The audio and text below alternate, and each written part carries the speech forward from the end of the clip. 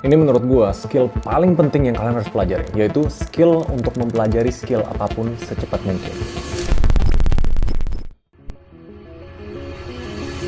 Sekarang kan banyak yang era PHK, pengangguran, dan prediksinya beberapa tahun ke depan ada disrupsi gede yang bikin lapangan pekerjaan tuh amburadul. Dan menurut gua, setelah gua bedah buku ini jadi salah satu pedoman yang menurut gua wajib kalian pelajarin. Bukan sekedar, oh gua belajar public speaking, gua belajar critical thinking, fondasinya dulu, gimana cara belajar apapun secepat mungkin. Jadi pertama kalian harus ngerti urgensinya dulu ya. Dari World Economic Forum, Future of Jobs, report 2025 bilang 2 dari 5 skill set itu 40% ya, yang kita punya tuh bakal hilang di periode 2025 sampai 2030. Jadi hampir di semua report di seluruh dunia, paling jelas urgensinya untuk upskill dan reskill. Kalau enggak, kita bakal jadi tanda kutip pion selama 5 tahun ke depan yang berdoa kita nggak di PHK atau berpengangguran karena permintaan pasar tuh berubah banget. Gue pernah upload video sebelumnya tentang seberapa pentingnya 2030 ke kalian dan efeknya tuh nggak main-main. Ada sekitar 78 juta pekerjaan dunia tuh bakal hilang. Dan ini prediksinya mulai dari low skill labor, kayak cashier, graphic designer. Tapi sebenarnya ini nggak semua bad news ya. Tapi berdasarkan riset paling baru, 59 dari 100 orang yang ada di dunia ini, skillnya bakal obsolete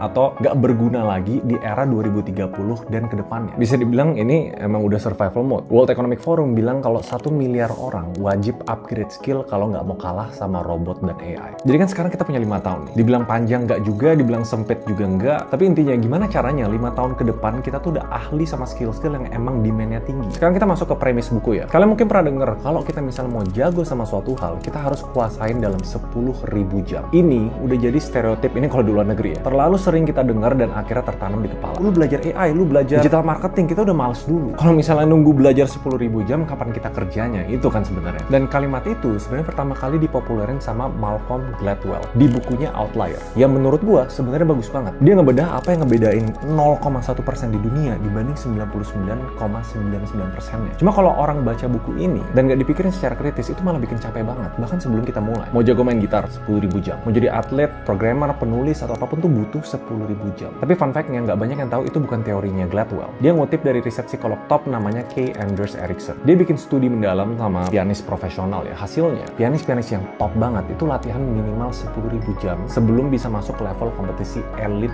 dunia. Di sini problemnya. Miskonsepsinya mulai pas Gladwell menyederhanakan kesimpulan itu. Dan yang banyak banget sering ditangkap sama orang. Seolah-olah siapapun untuk belajar apapun butuh 10.000 jam untuk jago. Cuma gini pertanyaan, kalau dunia lagi berubah secara drastis dan demand skill aja bisa berubah, gak nunggu 5 tahun lah, bahkan tahunan atau bulanan. Tiba-tiba perusahaan butuh kalian ngelakuin ini, kalian pebisnis butuh belajar ads yang completely berbeda. Nah, konteks ini yang bikin buku yang gue review di video ini menurut gue jauh lebih relevan untuk mayoritas kalian yang nonton, apalagi di era-era 5 tahun sampai 10 tahun ke depan. Yaitu gimana cara kita belajar skill apapun dari nol jadi jago dalam 20 jam. Dan satu orang ini secara sistematis ngebuktiin bahwa lo tuh sebenarnya nggak perlu jadi expert di era sekarang ya, untuk kalian bisa dapat hasil nyata, mau itu kerjaan yang bagus atau result di usaha kalian. Namanya Josh Kaufman. Dan bukunya The First 20 Hours bener-bener ngebalik cara gue mikir tentang belajar. Kaufman bilang kayak gini, you don't need to be an expert to get good results. You just need to practice intelligently for about 20 hours. Jadi untuk dapat hasil yang bagus, kalian tuh nggak perlu jadi expert. Ternyata cuma butuh 20 jam. Kalau gue sih sukanya bilang ini namanya framework. Gak sembarang belajar dan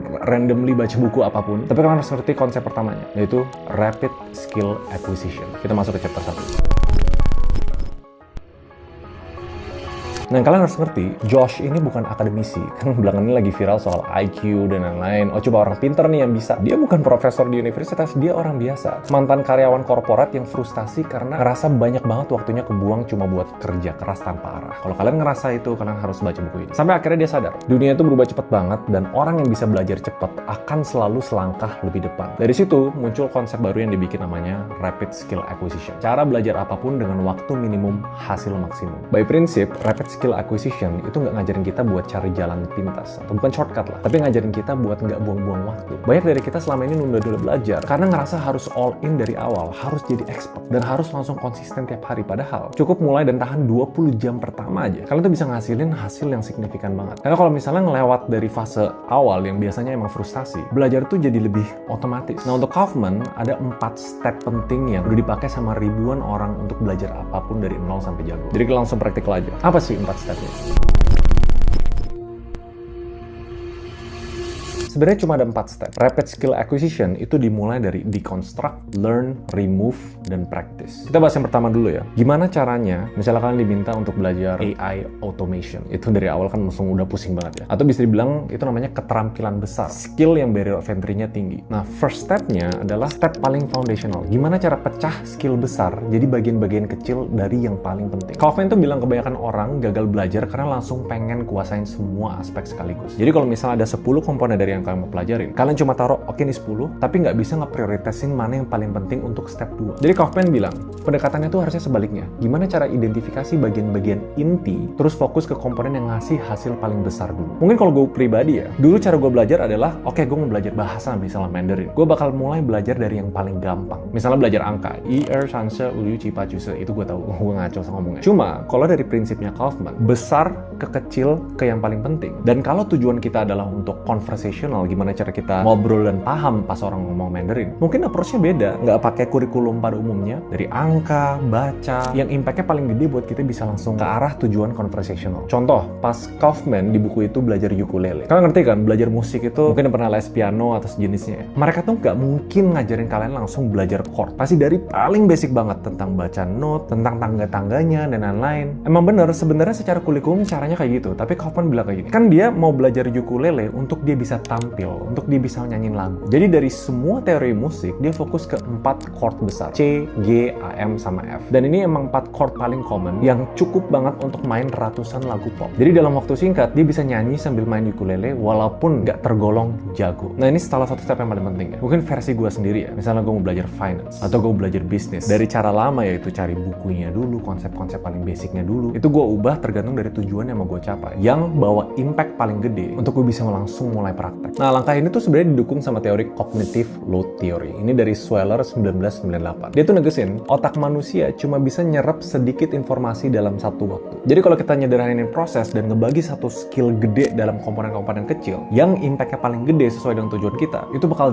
jauh lebih cepat mempermudah otak untuk fokus dan berkembang. Dan gue mau kasih kalian pro tip nih. Misalnya kalian mau belajar skill tentang misalnya public speaking. Kalian nonton pasti bingung, oke gimana cara pecahnya nih, gimana? Simpelnya, tanya AI. Coba misalnya berdasarkan buku The First 20 Hours, gue mau belajar skill ini, tolong di breakdown roadmap-nya dengan 4 langkah yang dijelaskan Kaufman. Tapi ditambahin dengan tujuannya, misalnya dalam 2 minggu gue perlu presentasi untuk bla bla bla bla bla. Ini gue kasih contoh beberapa skill dengan prompt yang sesimpel itu. Nah kalau misalnya udah kepecah, kalian lanjut ke step 2. Dan ini sama pentingnya. Kalau buat gue, bahkan step 2 bobotnya tuh lebih berat dibanding step 1. Yaitu belajar secukupnya untuk bisa koreksi diri. Learn enough to self-correct. Kalau misalnya kita udah breakdown skill yang udah sampai kecil-kecil nih, dan cepat buat kita praktek ke arah tujuan yang kita mau. Langkah kedua itu belajar cukup aja teorinya, nggak usah banyak-banyak, sampai di titik kita bisa memperbaiki diri sendiri saat latihan. Ini penting banget. Karena yang jadi blokernya untuk mayoritas orang yang mau belajar, mereka nggak tahu mereka benar atau salah. Karena either mereka harus bergantung sama guru, atau mereka belajar teori yang kadang terlalu praktek sampai mereka nggak tahu ini salah atau benar. Nah buat Kaufman, banyak orang mikir, ini sesuai sama stigma mayoritas orang ya. Orang mikir harus paham semuanya dulu, baru bisa mulai praktek. Dan sering banget kalau kalian tempat-tempat les, atau sekolah misalnya, nggak jauh-jauh deh, gue mau latihan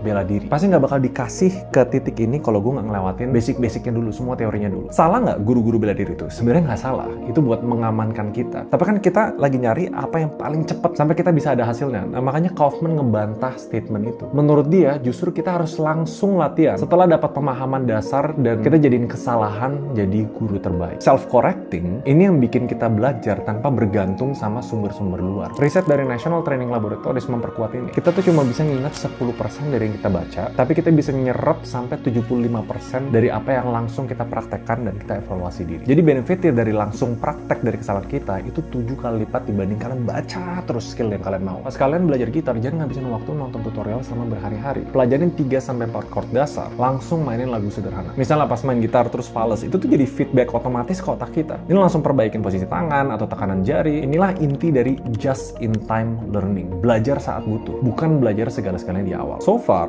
step 1 sama step 2 aja udah lebih dari cukup untuk kalian paham frameworknya. Dan misalnya kalau kalian bingung gimana cara pecah-pecahinnya, serius, ingetin prompt gue yang tadi. Pakai AI, reference bukunya, kasih tahu skill apa yang kalian pelajarin dan tujuannya apa, baik kapan. Dia bakal bisa bantu kalian nge-breakdown. Step 3, ini lebih ke mindset nih, tapi sering banget diremehin. Ilangin semua hambatan yang bisa ngeganggu proses latihan kalian. Jadi ini salah satu harga paling mahalnya nih, kalau kalian mau belajar apapun secepat mungkin. Contoh, kalau misalnya kalian udah plotting nih, jam-jamnya kalian belajar, kalian praktek praktek dan self-learn. Setiap jam kalian belajar di tempat yang sama setiap hari, latihan di jam yang sama, dan jauhin HP dari reach-nya kalian. Dengan kayak gini, badan sama otak kita tuh kayak terprogram buat fokus berada di situasi itu. Menurut Kaufman, belajar itu bukan masalah berapa lama kalian spend waktu untuk baca atau misalnya praktek, tapi yang penting tuh kualitas sama fokusnya. Dan gue sebagai saksi nyata ya, kalau gue mau pelajarin skill baru, dan gue nggak bikin frameworknya belajarnya nanti misalnya hari pertama gue belajar intens banget nih, bahkan 4 jam sampai 5 jam. Tapi habis itu gue diemin, terus gue belajar lagi 2 minggu kemudian. Itu hasilnya bakal beda banget kalau misalnya kalian belajar 1 jam per hari tapi konsisten di waktu yang sama, di jam yang sama dengan situasi yang kondusif. Menurut gue,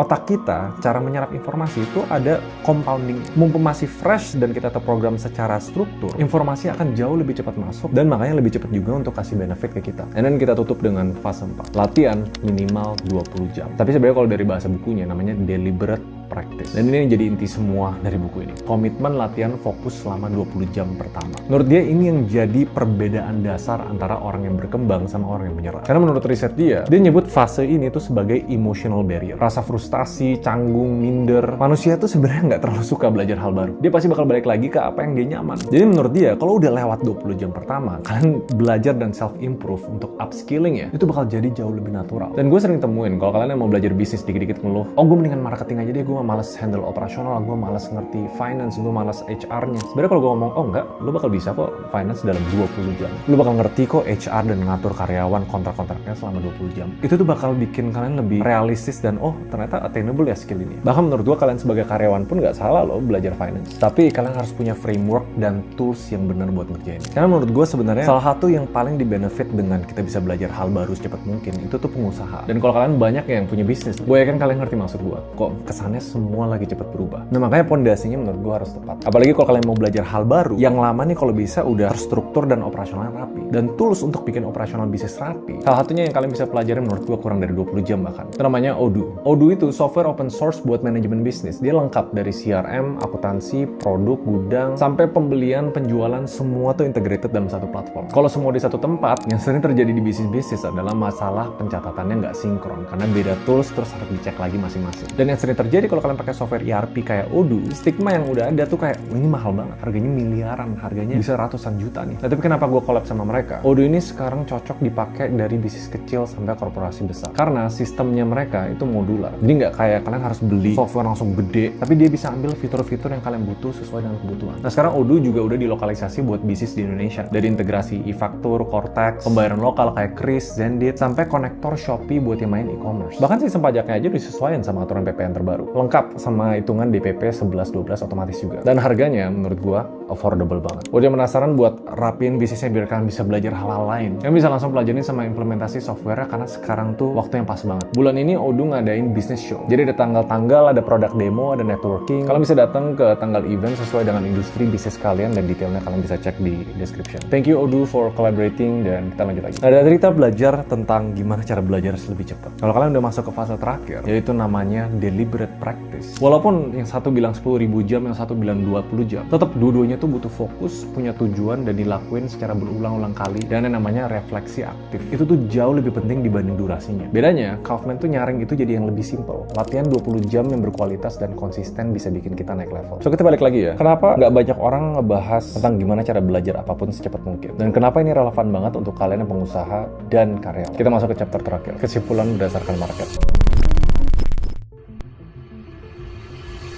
Mungkin perspektifnya gini ya, dunia ekonomi dan kapitalisme sebenarnya tuh nggak mandang aspek biologis. Mereka cuma ngelihat dari aspek supply dan demand. Dan kita bakal ngalamin fase di mana efisiensi perusahaan dengan teknologi itu bakal diprioritaskan dibanding nunggu atau ngajarin karyawannya sampai bisa. Itulah yang terjadi kenapa sekarang banyak PHK, banyak orang anxiety tentang mereka harus belajar apa. Dan yang jadi topik penting banget tentang upskilling dan reskilling. Walaupun udah jelas banget ini 5 tahun ke depan bakal gila banget. Tapi belum ada yang bener-bener nge-breakdown gimana cara upskill dan reskill dengan baik. Yang bikin orang nggak bisa belajar itu namanya barrier of entry. Kalau Kaufman bilangnya emotional barrier. Mulai dari mitos 10.000 jam yang kita harus komit kalau misalnya kita mau jago suatu hal, sampai ke 4 langkah konkret dari Kaufman yang ngebuktiin kalau kalian siapapun mau belajar skill baru apapun asal tahu caranya, pasti bisa ngeadaptasi berdasarkan skill yang dibutuhin sama market. Dan gue mau ulang lagi tentang statement kenapa AI itu guru yang terbaik. Apapun yang kalian masih tanda kutip bingung, apalagi scheduling, breaking down skills, sampai mana kita self correct, kalian semua tuh bisa tanya ke AI. Bahkan materi belajarnya pun kalian bisa bisa minta ke AI. Jadi kalau ditanya kenapa warga-warga kita tanda kutip nggak punya skill yang memadai untuk lapangan kerja masa depan. Simpelnya, menurut gue udah bukan masalah kita bisa atau nggak bisa, tapi masalah kita mau atau nggak mau. Dan believe me, di era sekarang atau era 5-10 tahun ke depan, ini menurut opini gue pribadi ya, kalian yang bisa cepet belajar skill baru itu bakal lebih berharga dibanding orang-orang yang punya skill lama banget tapi dia nggak bisa belajar skill baru lagi. Karena permintaan pasar tuh bakal berubah banget. Kalian mungkin belum terlalu ngerasain sekarang, tapi sebagai orang yang banyak teman pengusaha